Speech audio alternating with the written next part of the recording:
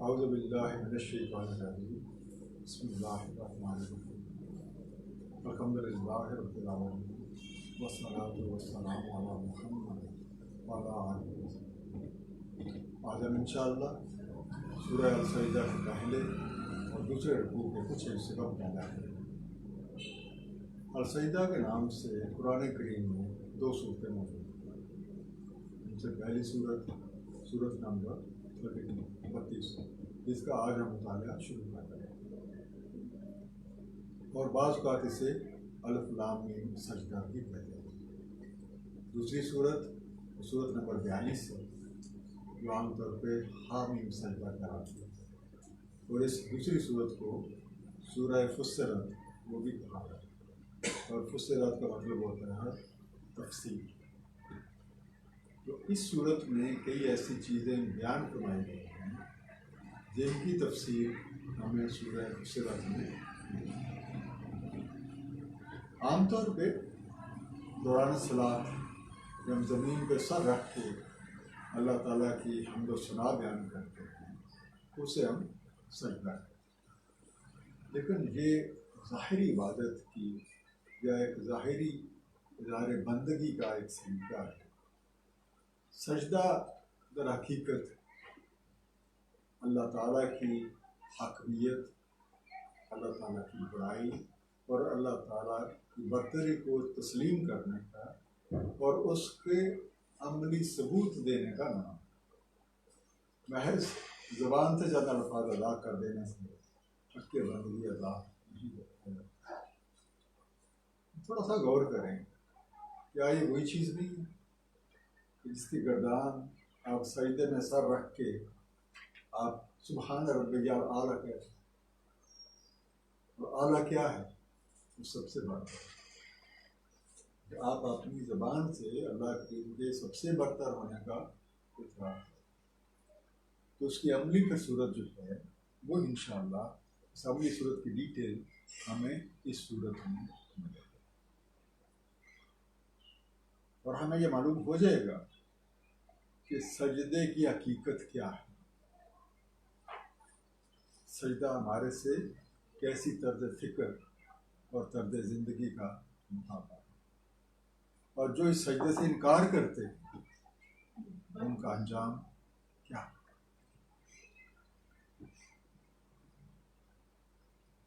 आइए चलते हैं सूरह सजदा की पहली आयत। अलिफ लाम मीम, ये हरूफ़ मुक़त्तिआत हैं। तंज़ीलुल किताब ला रैब फ़ीहि मिन रब्बिल आलमीन। तंज़ीलुल किताब, इस किताब का नाज़िल होना, इस किताब का नाज़िल किया जाना, इस किताब का उतारना, ला रैब फ़ीहि, इस बात में कोई शक व शुबा नहीं है, मिन रब्बिल आलमीन, रब्बिल आलमीन की तरफ से। बल्कि इस आयत का एक और तर्जमा भी किया जाता है। वो तर्जमा उसी तरीके से है, तंज़ील इस किताब की, उतारा जाना इस किताब का जिस किताब में कोई शक नहीं है, रब्बिल आलमीन की तरफ से। मेरे ख्याल में अगर हम इन दोनों मफ़ाहीम को इकट्ठा कर दें, ये किताब भी ला रहे और इस किताब और इस हकीकत में भी कोई शक नहीं है कि ये किताब अल्लाह रब्बुल आलमीन की तरफ से नाज़िल की गई है, तो बात थोड़ी सी और वाज़ेह है। अम यक़ूलू नफ्तरा,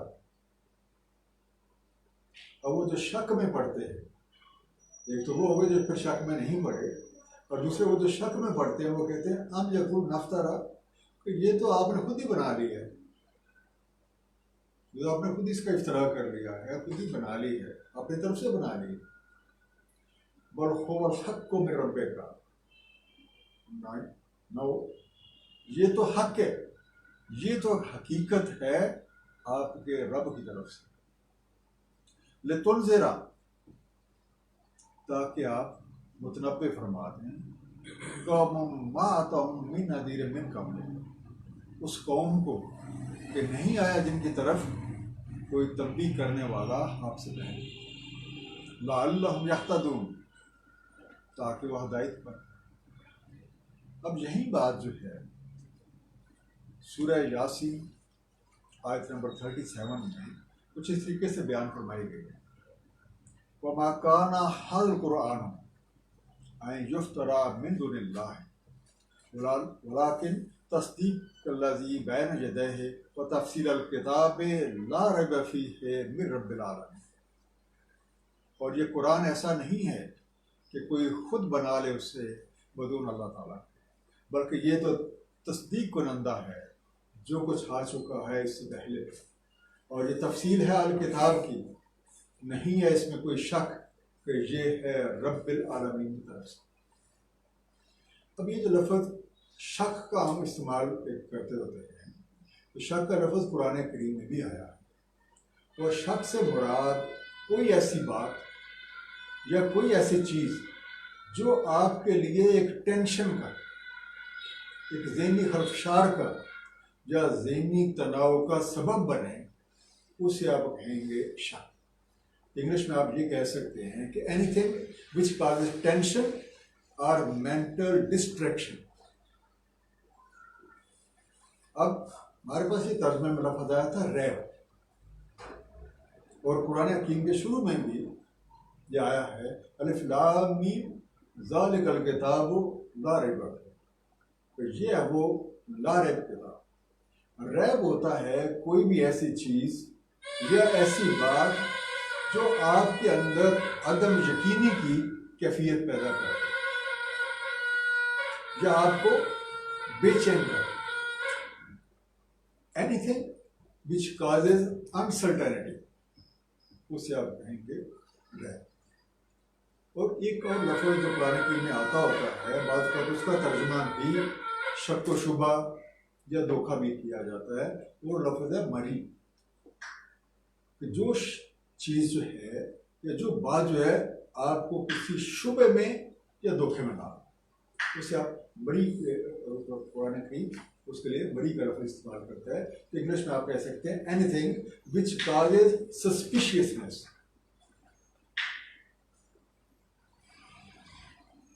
और साथ ही आप देखिए किसी जो आयत नंबर 3 थी, ये किताब हकीम नाज़िल करने का मकसद भी बताया था, और मकसद क्या है कि इन लोगों को जिनके पास हदायत नहीं पहुंची, आप खबरदार कर दें, उन्हें आप वार्न कर दें कि सही तर्ज अमल क्या है और गलत तर्ज इख्तियार करने का अंजाम क्या हो सकता है। अल्लाहुल्लज़ी खलक़ समावाति वल अर्दा वमा बैनहुमा फी सित्तति अय्याम। अब चूंकि अल्लाह करीम ने वो किताब नाज़िल की है, कौन सा अल्लाह? खलक़ समावात, अल्लाह वल्लज़ी खलक़ समावाति वल अर्दे, वो वाला अल्लाह जिसने खलक फरमाया है समावात और अर्द को, आसमानों को और ज़मीनों को, वमा बैनहुमा, और जो कुछ भी इनके बीच में, सारी की सारी मखलूक़ात, हर तरह की चीज़ जो भी एग्जिस्ट कर रही है, वो सारी की सारी उसी अल्लाह करीम ने बनाई। फी सित्तति अय्याम, 6 यौम। अब ये जो 6 यौम का अपना मायना जो होता है वो पीरियड होता है, इसका मायना दिन नहीं होता। तो दिन के लिए कुरान करीम ने हर तरफ इस्तेमाल किया। तो यौम होता है पीरियड, इसे आप एज कहना चाहें, आप इसे ईरा कहना चाहें, आप इसे एक स्टेज कहना चाहें, आप इसे एक फेज कहना चाहें, आपको भी इस्तेमाल करें। और अब इन 6 यौम की तफसील जो है वो हमें सूरह फुस्सिलात की आयत नंबर 9 से 11 में मिलती है। लेकिन पहले एक दफ़ा हम ये तर्जमा पढ़ लें, फिर हम सूरह फुस्सिलात में जो तफसील दी गई है उसका तर्जमा भी पढ़ें। सुम्मा इस्तवा, अब से 6 यौम में तख्लीक करने के बाद, सुम्मा इस्तवा अलल अर्श, फिर उसने इस्तवा किया अर्श पे। मालकुम मिन दूनिही, नहीं है उसे छोड़ के कोई भी तुम्हारा, मिन वलिय्यन, तुम्हारा कोई वली या कोई तुम्हारा सरपरस्त, वला शफीअन, और उसके सामने को तुम्हारी सिफारिश। अफला ततज़क्करून, तुम होश में नहीं आओगे कि वो अल्लाह करीम जिसने सारी कायनात को तख्लीक किया है, उसने सब कुछ बनाया है 6 स्टेजेस में, और वही इस निज़ाम हस्ती को चला रहा है। और उसके अलावा ना तो तुम्हारी कोई मदद कर सकता है और ना तुम्हारी कोई तुम्हें कोई बचा सकता है, ना तुम्हारी कोई हेल्प कर सकता है। क्योंकि अर्श का मैंने होता है तख्ते हुकूमत। वो तख्ते हुकूमत या थ्रोन ऑफ अथॉरिटी जहाँ से डिफरेंट ऑर्डर्स इंस्ट्रक्शंस जो हैं वो इशू किए जाते हैं और फीडबैक भी ली जाती है कि जो एक अमर इशू किया था उसके ऊपर क्या है। उसकी तफसीर भी इंशाल्लाह आगे आएगी कि एक अमर जो है अल्लाह ताला का वो कैसे है। और उस 6 यौम की तफसीर सूरह फुस्सिलात की आयत नंबर 9 से 11 है। मैं तर्जुमा पढ़ रहा हूँ। आयत नंबर 9, कह दे क्या तुम उससे कुफर करते हो और दूसरों को उसका हमसर ठहराते हो जिसने अर्ज को 2 यौम में बना दिया। अर्ज को 2 यौम में बना दिया। वही है रब्बुल आलमीन सारे जहां। और जो आयत नंबर 10 है, फिर इस पर डाल दिए लंगर। अलग को क्रिएट किया है, फिर इस पर डाल दिए लंगर और इसमें रख दी बरकतें, और इसके अंदर सब मांगने वालों के लिए हर की तलब और हाजत के मुताबिक ठीक अंदाजे से खुराक का सामान मुहैया कर दिया। तो ये सारे काम हो गए 4 दिन। 2 दिन में तख्लीक करना और 2 दिन में इसके अंदर जितने वसाइल जो हैं उनकी तख्लीक कर दी। और हर एक के लिए, हर मखलूक के लिए, हर बंदे के लिए, मेल फीमेल छोटा बड़ा, उसकी जरूरत के मुताबिक जो कुछ भी चाहिए वो भी इसमें रख दिया। अब जो आयत नंबर 11 है, फिर उसने इस्तिवा किया आसमान की तरफ, जो उस वक्त महज दुखान की हालत में। आसमान और जमीन से कहा आ जाओ, खुशी खुशी या ना खुशी, चाहो या ना चाहो। दोनों ने कहा हम आ गए फरमा बरदार की तरफ। तब उसने 2 दिन के अंदर 7 आसमान बना दिए और हर आसमान में उसका कानून वही कर दिया। और आसमान दुनिया को हमने चिरागों से आरास्ता किया, उसे खूब महफूज फरमा दिया। ये सब कुछ है एक जबरदस्त अलीम हस्ती का मंसूबा, जो तख्लीक के कायनात का मंसूबा 6 स्टेजेस में मुकम्मल। अब हकीकत ये 6 यौम हमारे ही कहानी है, ये हमारे ही लिए बयान किया जा रहा है और ये हमारे लिए। अल्लाह करीम ने इस तख्लीक का जो मकसद है, जो सूरह हूद की आयत नंबर 7 में बयान फरमाया है, वही है जिसने आसमानों और ज़मीनों को 6 यौम में पैदा किया, जबकि इससे पहले उसका अर्श पानी पर था, ताकि तुमको आजमा कर देखे। अब मकसद जरा समझिए, ताकि तुमको आजमा कर देखे कौन तुम में से बेहतर हो।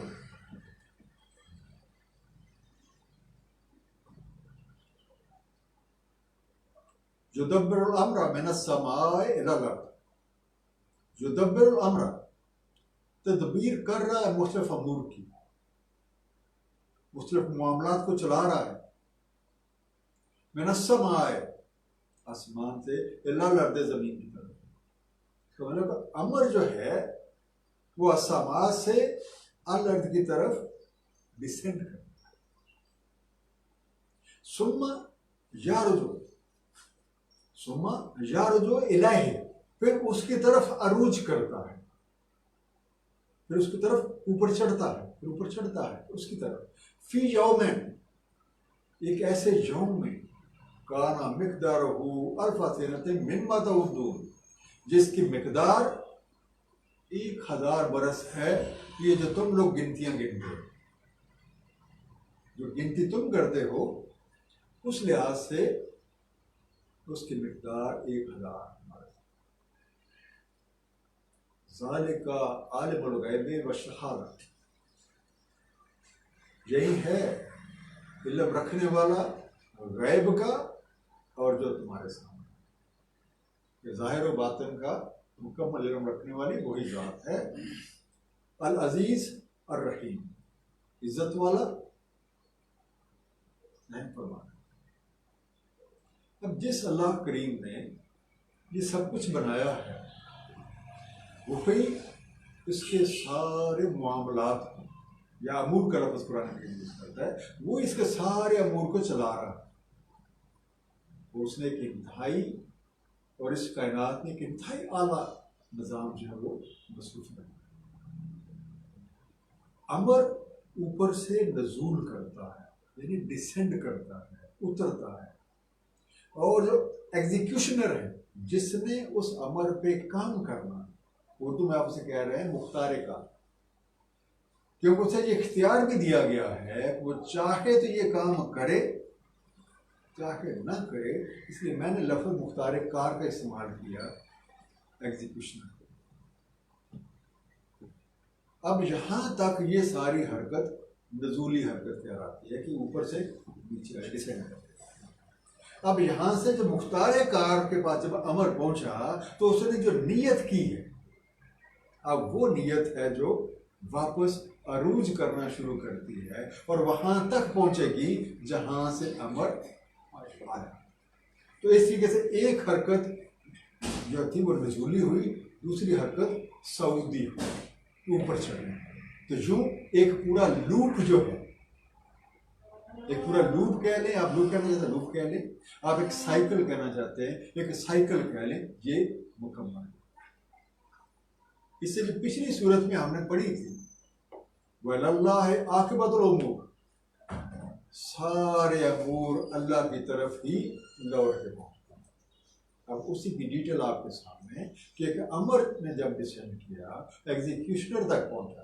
अब एग्जीक्यूशनर की जो नीयत बनी, वो नियत अरूज करके वहीं तक पहुंचेगी जहां से अमर की शुरुआत।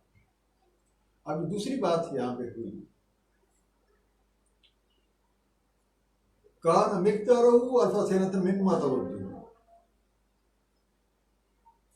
एक यौम में जिसकी मिकदार 1000 बरस है, तो मुहक्किकीन ने ये दार हकीकत उस सऊद की स्पीड का, उस सऊद की रफ्तार का जिक्र हो रहा है। नजूली हरकत की रफ्तार मुख्तलिफ।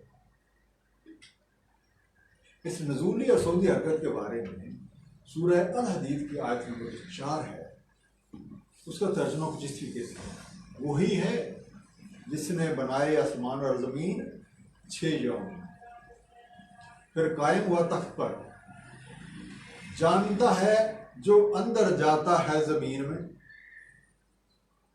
और जो निकलता है, और जो निकलता है इससे, और जो कुछ उतरता है आसमान से और जो कुछ चढ़ता है इसमें, और वो तो तुम्हारे साथ है जहां कहीं भी तुम हो, और देखता है जो कुछ भी तुम कर। अल्लज़ी अहसना कुल्ला शैइन खलक़, अल्लज़ी अहसना कुल्ला शैइन खलक़, उसने अहसन खलक फरमाई हर शय, जो चीज़ भी बनाई एक शाहकार, किसी तरह की उसमें कमी नहीं रखी। वबदा खल्क़ल इंसान मिन तीन, और इब्तदाअन खलक किया इंसान को 3 से, चिकनी मट्टी क्ले, और गीली मट्टी जो होगी या चिकनी मट्टी होगी, ये भी पानी और जो अर्थ पार्टिकल्स हैं, तुराब जिसे आप कहते हैं, अर्थ पार्टिकल्स, इन्हीं का। सुम्मा जअलहु नस्लहु, तो फिर चला दी उसकी नस्ल, मिन सुलालतिन मिन माइन महीन, एक बेवकत पानी के एसेंस जो है उसे आप खुलासा भी कह सकते हैं, जैसे हम कहते हैं किसी चीज का सत निकाला, किसी चीज का निचोड़ निकाला, शीत किया है, इक्तबास करना भी कहते हैं, एक्सट्रैक्ट भी से कहते हैं। अब जब पानी मट्टी में उतरता है तो मट्टी की हालत में तगैयर आता है, उसके हालत में तब्दीली वाक़या हो जाती है, और तीन का लफ्ज़ असल में उस तब्दीली की तरफ इशारा करता है। अब ये जो सैराब मट्टी है, इसमें बीज को अपने दामन में कबूल करने की सलाहियतें बेदार है। जिस बीज को कबूल करके अब उसकी नशो नुमा शुरू। अब अल्लाह करीम ने इब्तिदाए खलक के बाद इस सिलसिले को चलाने के लिए, उस सिलसिले को कायम रखने के तरीक़ाकार का भी वज़ाहत फरमा दिया। और इसी तरह की एक आयत जो है वो हमें सूरह अल-मुरसलात के आयत नंबर 20 मिलती है, क्या हमने तुम्हें खलक नहीं किया एक बेकदर पानी से। और सूरह नूर की आयत नंबर 45 है, उसका तर्जुमा कुछ इसी तरीके से, अल्लाह ने बनाया हर जानदार शय को पानी से। कोई है कि चलता है अपने पेट के बल, और कोई है कि चलता है दो टांगों पर, और कोई है कि चलता है चार पर। बनाता है अल्लाह जो चाहे, बेशक अल्लाह हर चीज कर सकता। सुम्मा सव्वाह, फिर दुरुस्त किया। सव्वाह का रूट वर्ड होता है सीन वाव सभी। इसका मतलब है डिजाइन के मुताबिक, जो एक डिजाइन आपने पहले बनाया था उसके मुताबिक किसी चीज को बनाना, to fashion something, to brand something. क्योंकि आमतौर पर से मुराद लिया जाता है हमवार करो या मतवाजन करो, बैलेंसिंग। और इसके मुताबिक एक जो डिजाइन ज़हन में था या जो डिजाइन आपके सामने था, उसके मुताबिक मुख्तलिफ अज़ा को या मुख्तलिफ कंपोनेंट्स को तरतीब दे। सुम्मा सव्वाह, फिर जब उसे कंप्लीटली फैशन कर लिया, वह नफ़ख़ फ़ीहि बिरूही, और उसमें नफ़ख़ा कर दिया अपनी रूह से। नफ़ख़ कर दिया, आमतौर पर कहते हैं फूंक दी। उसमें कुछ चीज़ बदी है तो उसमें कोई ख़ास चीज़ डाल दी।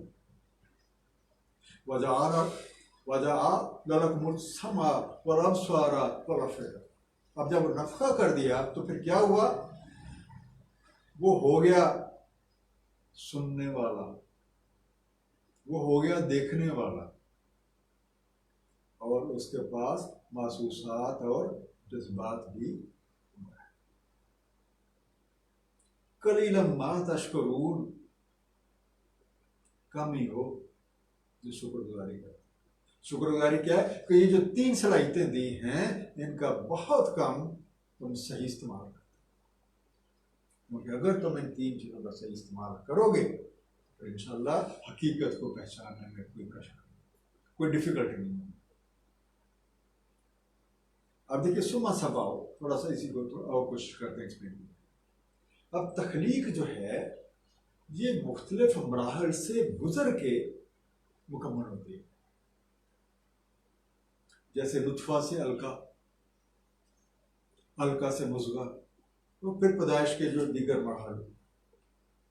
तो तख्लीक इंसानी का एक अहम मरहला जो है वो माँ के रहम में मौजूद बच्चे में जिंदगी की लहर दौड़ जाना।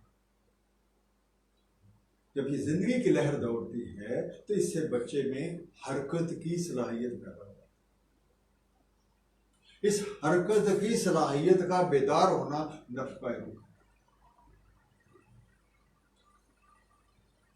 अभी साइंस में चूंकि ये जिक्र आया है नफ़क़ा रूह का, तो थोड़ा सा मैं इसके बारे में बात भी करते हैं कि जब अल्लाह करीम ने अपनी रूह में से नफ़क़ा किया तो उसे सुनने, देखने और महसूस करने की सलाहियतें हासिल हो गई। उससे ये भी पता चलता है कि अल्लाह करीम ने कुछ अमर ख़ास जो है वो इस नफ़क़ा से इस इंसान को दे, और जिसकी बुनियाद पे वो इंसान या वो बनी आदम सिर्फ जिंदगी नहीं बल्कि एक बामुराद जिंदगी गुजारने मकसद हयात के हसूल के लिए तमाम जो एक प्री रेक्विजिट्स थे वो अल्लाह करीम ने नफे के लिए उसे दे दिए। और वो गौर व फिक्र के काबिल हो गए। अगर ये तीन चीज़ें होंगी तो फिर आपके अंदर गौर व फिक्र की सलाहियत उभर आती है। और गौर व फिक्र वो चीज़ है जो एक इंसान को ईमान से मुमताज। वकालू वकालू और ये कहते हैं आइज़ाज़ अल्लाह फिल अर्दे, जब हम रल मिल गए ज़मीन में, मट्टी में मिल के मट्टी ही हो गए, आइन्ना लफ़ी खल्क़िन जदीद, तो क्या होगी हमारी खल्क़े जदीद? क्या हम नए सिरे से बन के उठाए जाएंगे या नए सिरे से बन के उठे? बल हम बिलिक़ाए रब्बिहिम काफ़िरून। अब एक हकीकत का इज़हार फरमाएगा, बल हम बिलिक़ाए रब्बिहिम काफ़िरून, बल्कि ये दर हकीकत अपने रब से मुलाकात का इनकार कर रहे हैं, अपने रब के सामने पेश होने का इनकार कर रहे हैं। कुल यतवफ़्फ़ाकुम मलकुल मौत, कह दें वफात देता है तुम्हें मलकुल मौत। कुल कह दें यतवफ़्फ़ाकुम मलकुल मौत, तुम्हें वफात देता है मलकुल मौत, अल्लज़ी वुक्किला बिकुम, जो तुम्हारे ऊपर मुकर्रर है, जो तफवीज़ है तुम पे, जिसकी ड्यूटी लगा दी गई है तुम्हारे ऊपर, जिसकी तुम सुपुर्दारी में हो, जो इंचार्ज है तुम्हें फौत करने का। सुम्मा इला रब्बिकुम मरजिऊन, सुम्मा इला रब्बिकुम तुरजाऊन, तो फिर तुम अपने रब की तरफ लौट जाओ। अब खल्क़ जदीद, खल्क़ किसी चीज़ का बनना, किसी चीज़ का बनना, और जदीद क्या होता है? नए सिरे से। दूसरा खल्क़ जदीद से मुराद बना किसी चीज़ का असर नौ बनाएगा। लेकिन इस हवाले से कुछ चीज़ें जो है ना वो हमारी तवज्जो चाहती हैं, क्योंकि ये इब्तिदाअन खल्क़ नहीं है, ये इब्तिदाअन खल्क़ नहीं है। सिंपल खल्क़ वो चीज़ होती है जो पहले से बन रही है, इससे पहले, क्योंकि असर नौ या नए सिरे से वही चीज़ बन सकती है जिसका ऑलरेडी आपके पास एक मुकम्मल डिज़ाइन, उसका ड्राइंग, दीगर खसूसियात की मुकम्मल तफसीलात, बनाने के लिए वो मशीनरी, बनाने के लिए वो सांचे और सारी सहूलतें पहले से मौजूद।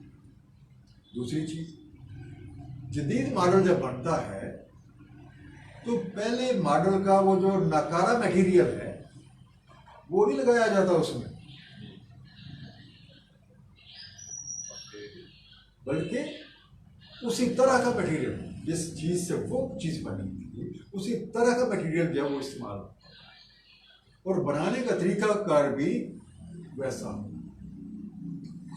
तीसरी चीज़, तख्लीक हमेशा तब्दीली की ख्वाहिशमंद होती है, इसलिए जो जदीद मॉडल हो उसमें पहले वाले मॉडल की निस्बत से चंद तब्दीलियां जरूर होंगी। अब चाहे ये तब्दीली साइज में हो, ये रंग में हो, ये शेप में हो या दीगर खसूसियात में। अब इन तीनों चीज़ों को जब आप सामने रखेंगे तो खल्क़े जदीद का मफ़हूम ये बनेगा कि कोई ऐसी शय जिसके बारे में पहले से मुकम्मल मालूमात और उसे बनाने के मुकम्मल इंतज़ामात मौजूद हैं, और उसे चंद तब्दीलियों के साथ इस तरीके से बनाया जाए कि उसकी बुनियादी साख्त में तो कोई तब्दीली ना हो, जबकि इसमें कुछ नई तब्दीलियाँ जरूर हों। तो इसे एक मिसाल जो है, ये गाड़ियों के मॉडल हैं, हर थोड़े अरसे बाद एक कार का नया मॉडल आ जाता है, जबकि बुनियादी जो खसूसियात हैं वो भी वही रहती हैं, तो बुनियादी साख भी वही रहती है। तो इसी तरीके से होगी हमारी भी हरकतें। वलो तरा इदिल मुजरिमूना, कभी तुम देखो उन मुजरमों को, नाकिसू रूसिहिम इंद रब्बिहिम, जब वो सर डाले, सर झुकाए खड़े होंगे रब के हज़ूर। रब्बना अबसरना, हमारे रब, अबसरना, हमने देख लिया, हमने अपने आंखों से मुशाहिदा कर लिया इस हकीकत का, वसमेना, और अपने कानों से सुन लिया, फरजेना, हमें लौटा दो, हमें वापस करो, नामल स्वालिहन, हम करेंगे सालिह, हम करेंगे अच्छे अच्छे काम। इन नमू के नूर, अब हमें यकीन आ गया। नाकिसू, नाकिसू नकस, नून काफ से, बुनियादी इसका मतलब कि ऊपर से नीचे किए हो। और चूंकि साथ लफ्ज़ आया रूसिहिम, वो जो पहले सर अकड़े हुए होते थे, अब वो सारे सर ऊपर से नीचे।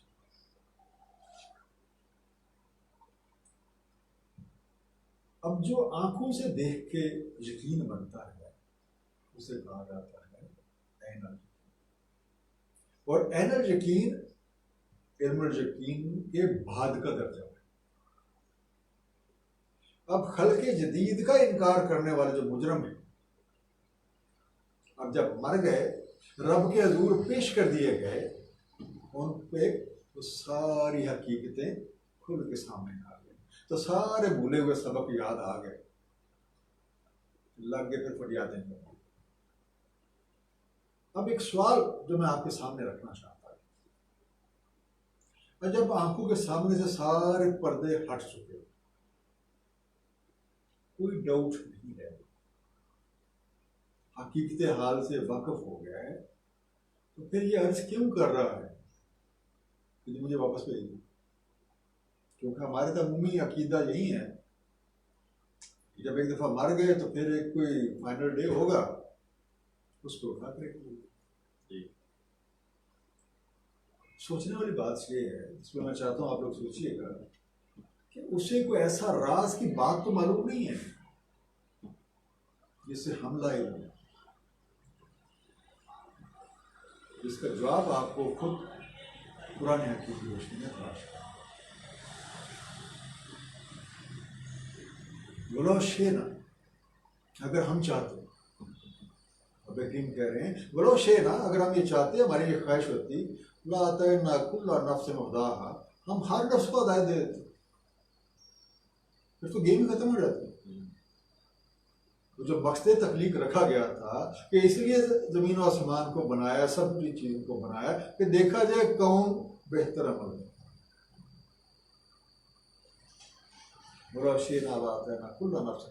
अगर हम चाहते तो हर नफ्स को आता है, वलाकिन हक़्क़ुल क़ौल मिन्नी, लेकिन मेरा कौल हक है,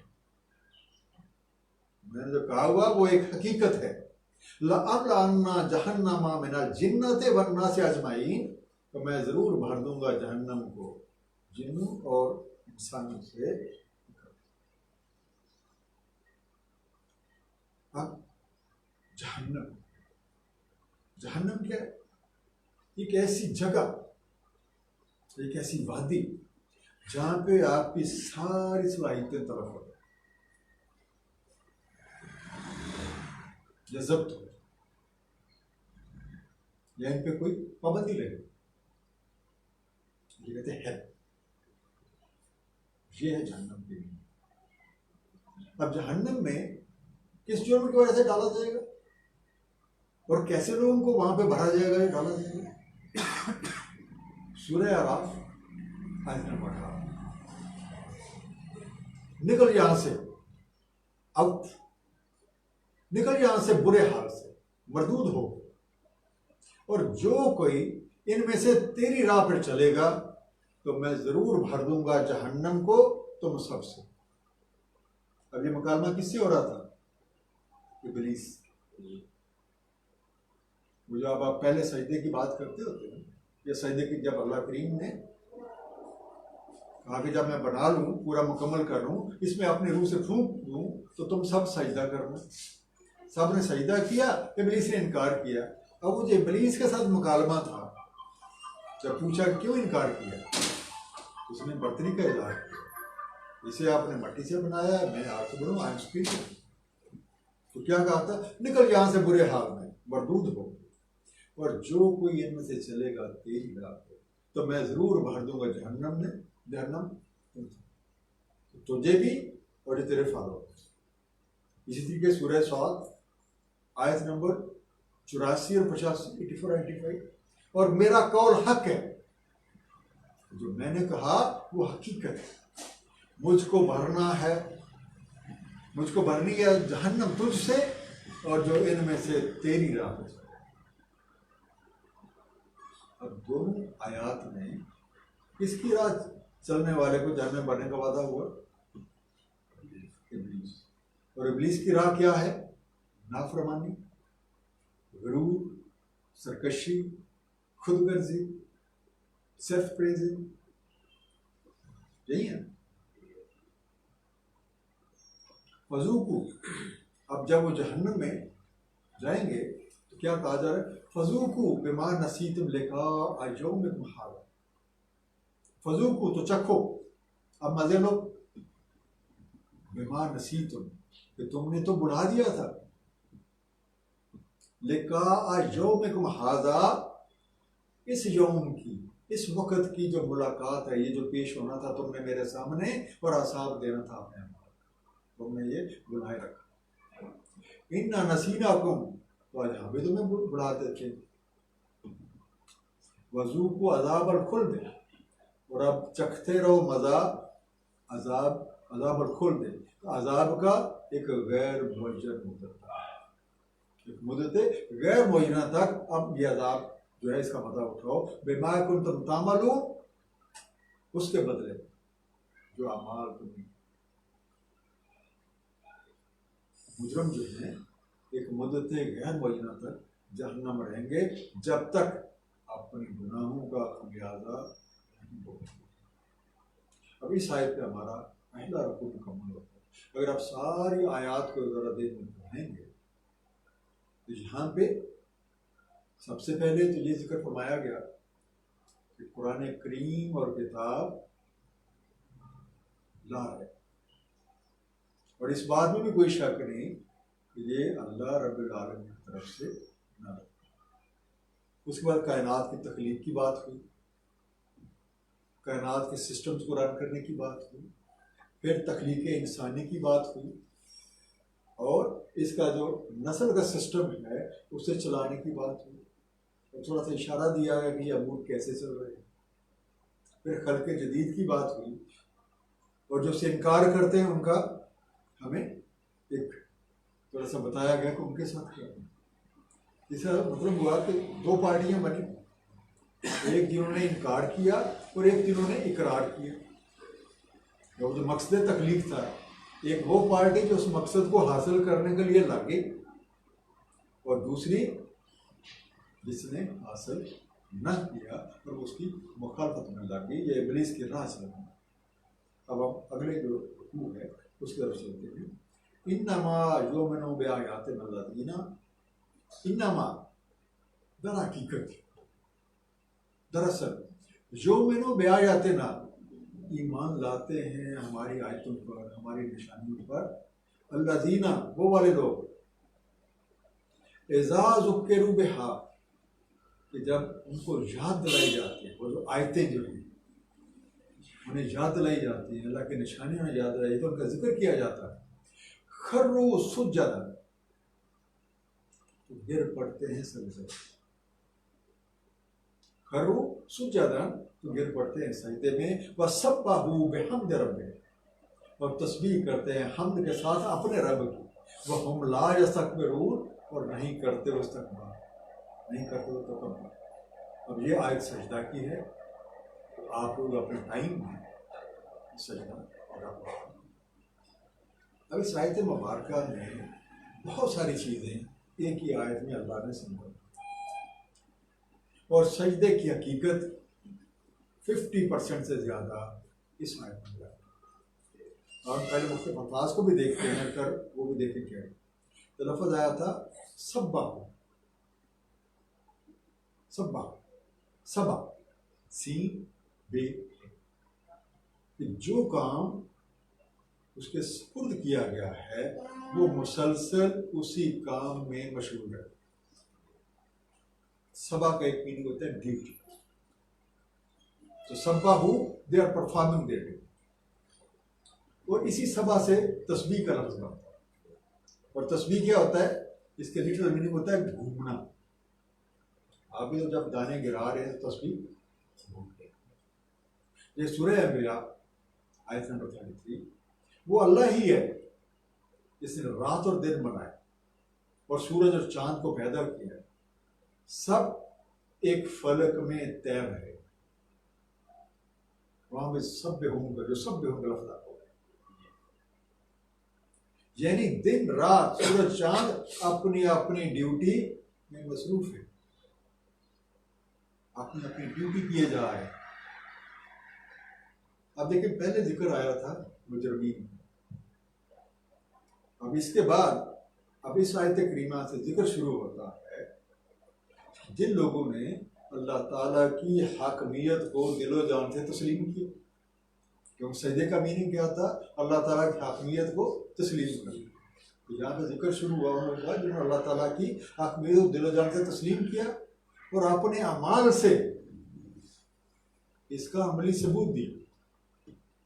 क्योंकि जिस बात का जो कौल आप कहते हैं, जो आप वादा करते हैं, जो स्टेटमेंट आप देते हैं, अगर आप अमली सबूत नहीं देंगे तो वो वादा, वो कौल झूठ है। और ऐसे लोगों की जो कुछ निशानियां हैं वो इस आयत में दी। वो कौन से हैं जो अमली सबूत दें?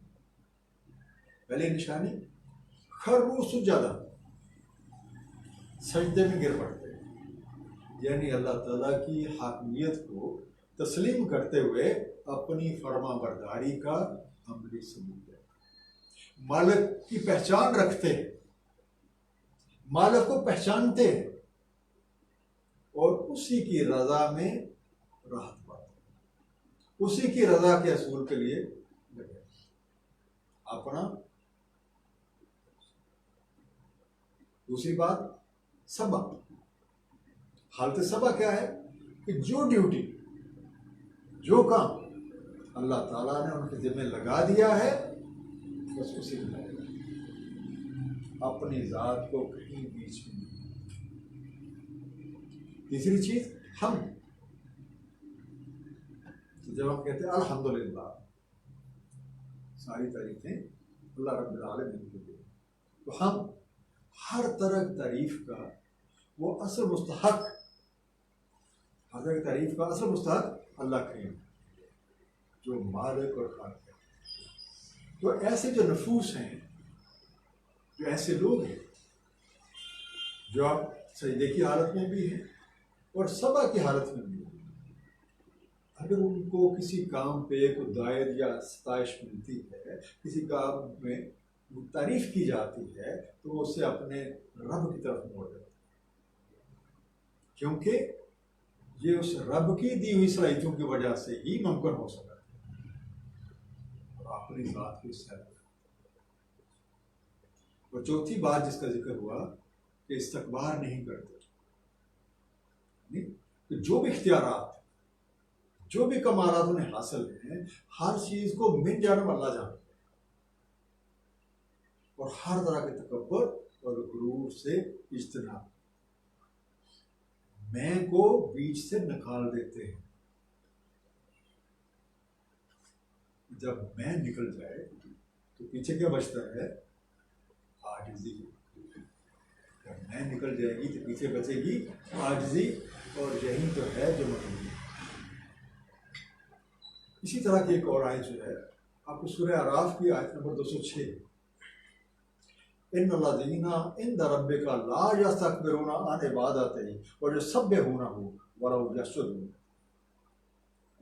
और जो तुम्हारे रब के हजूर, जो रब की हजूरी में हैं, जो अल्लाह वाले हैं नहीं तकब्बर करते उसकी अबदियत से, नहीं तकब्बर करते उसकी बंदगी से, और उसी की तस्बीह में लगे रहते हैं। जो उसने काम दिया उधर ही जुड़े रहते हैं, और वो उसी के आगे सजदे, उसी की हाकियत जो है उसको तस्लीम करते हैं और उसी के मुताबिक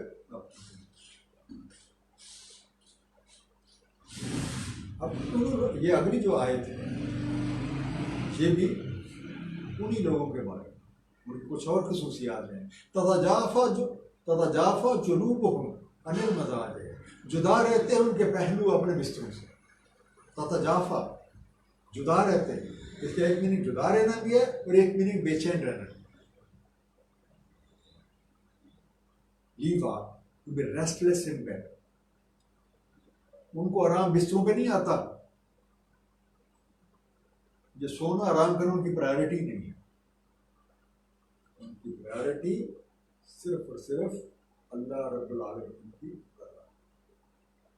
तदाजाफा जुनूबुहुम अनिल मज़ाजिह, जुदा रहते उनके पहलू अपने बिस्तरों से।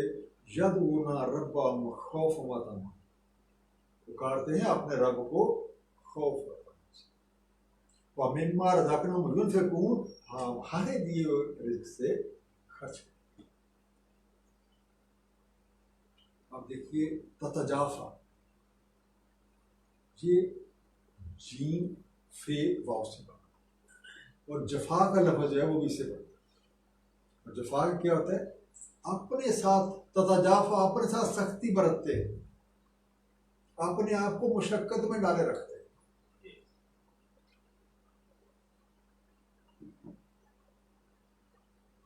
तो इसका मीनिंग स्टेट में हम ये लें, जो जफा है वो बनता है टू ट्रीट रूटली। ततजाफा अपने आप के साथ, लेकिन अपने आराम की उन्हें परवाह ही नहीं, अपनी जात उनकी प्रायोरिटी ही नहीं, उनकी प्रायोरिटी सिर्फ और सिर्फ हुक्म अल्लाह, उनकी प्रायोरिटी सिर्फ और सिर्फ अल्लाह करीम की। अब जिस तरीके से पिछली आयत में ऐसे लोगों का जिक्र हुआ, कुछ खसूसियात इधर भी आ गई। पहली बात, इनकी जिंदगी का कोई लम्हा अल्लाह की याद से खाली नहीं।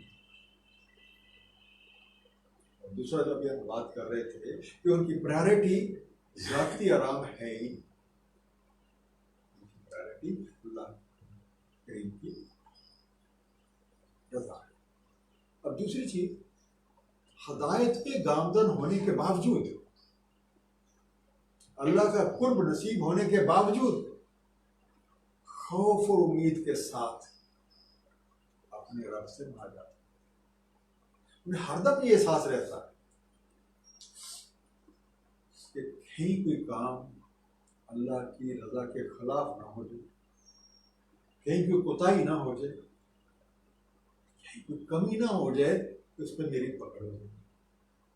लेकिन साथ ही साथ हरदम ये भी उम्मीद लगी रहती है कि वो अपने रहमत और फजल से उनके मामलात।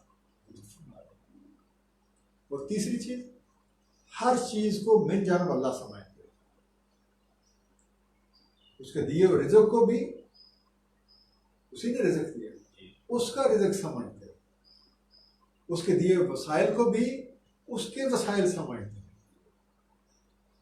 और जो औलाद है उसकी दी औलाद समझते। वो जो है मेरा, मैं को बीच में से, जब इस हकीकत को जान चुके हैं और मैं बीच में से निकाल दी, तो इन चीज़ों को, इन वसाइल को अपनी ज़रूरत के मुताबिक भी खर्च करते हैं और अल्लाह करीम की मखलूक की भलाई के लिए भी, मखलूक की। तो आज का जो हमारा ये सेशन था उसमें 16 आयत थी। इंशाल्लाह इस सूरत की जो बाकी 14 आयत रहती हैं तो हम अगले सेशन में पूरा करेंगे। अब एक मुख्तसर सा खुलासा हमने ये 1.5 ऑलमोस्ट किया है कि बला शक व शुबा ये किताब अल्लाह रब्बुल आलमीन की तरफ से नाज़िल हुई है, और इस किताब में कोई ऐसी चीज़ नहीं जो कि बेयकीनी आपकी दरगाह है। और इसे नाज़िल किए जाने का मकसद लोगों को खबरदार करना है ताकि वो रब की राह पे आ जाए, ताकि वो हिदायत पाए। अब तकलीफ कायनात जो है उसका मुख्तलिफ मरहल से गुजर कर तकलीफ पा जाना एक ऐसी ठोस हकीकत है इस पर गौर व फिक्र करने से उस लाजवाल हस्ती का अदराक हासिल हो जाता है। अल्लाह करीम ने इस कायनात को कायम रखने, इसका निज़ाम चलाने का ऐसा बंदोबस्त फरमा रखा है और वो ये सारे मामले।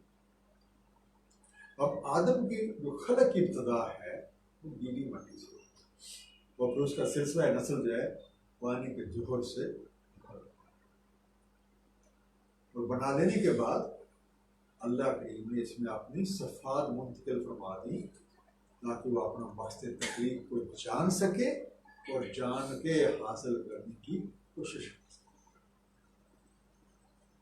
अब इन सफ़ात में से एक सिफ्त गौर व फिक्र करना, और ये एक ऐसी सलाहियत है जो इंसान को दूसरे मखलूक से मुख्तलिफ है। और खल्क़ जदीद जैसी हकीकत का इनकार गोया मरने के बाद अल्लाह के सामने पेश होने का।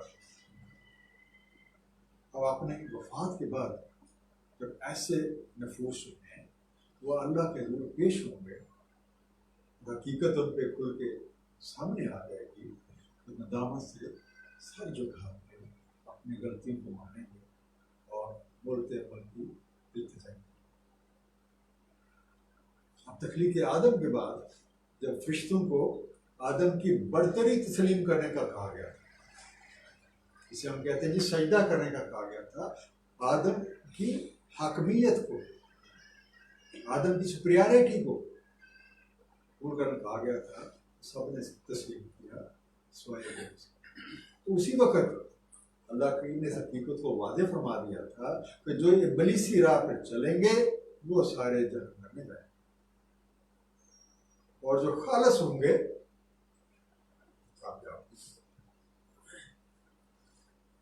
अब कामयाबी के असूल के लिए मतलब कामयाबी के असूल के लिए सजदे की तर्ज को अपनाना लाज़िम, और जिस राह पे चलते हैं उनकी निशानियां, ये मैंने कोशिश की थी लिस्ट आउट करने की, कि अपने खालिक और मालिक को पहचान कर जान कर हक के बतलिया, जो ड्यूटी लगाई गई है, जो फ़राइज़ उनके ज़िम्मे किए गए हैं, हर वक्त उसी में लगे रहते हैं। जैसे शम्स अपने काम में हर चीज़ सिर्फ अल्लाह के वास्ते से जाती है, और इख्तियारात और सलाहियतों पे तकब्बर की बजाय आजिज़ी को हरदम अपने आप को अल्लाह करीम के सामने जवाबदेह समझना,